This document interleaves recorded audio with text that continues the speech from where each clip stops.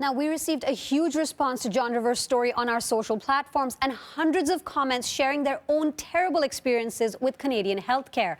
Several responses told similar stories, saying young adults are reportedly not taken seriously and most often dismissed as addicts faking their symptoms. And many also acknowledge that racial bias does exist and plays a big part in the kind of care people receive. Stephanie says her blonde, blue-eyed husband received instant care when he went in with pain.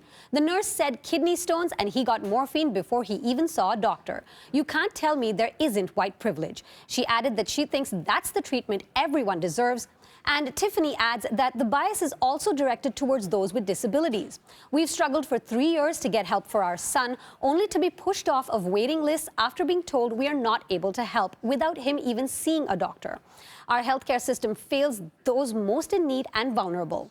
Now, along with conscious and unconscious biases possibly affecting quality of care, many said the healthcare system is just overall critically broken. We saw several complaints of doctors refusing to take patients' concerns seriously, often with tragic consequences.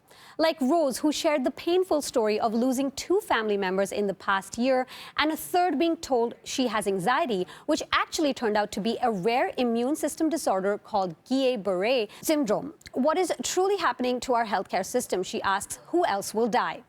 And Stephanie says every time she goes to a doctor, she is told problems stem from her anxiety and depression. She shared a harrowing experience of having her concerns dismissed as anxiety, which later turned out to be pancreatitis, a potentially fatal condition.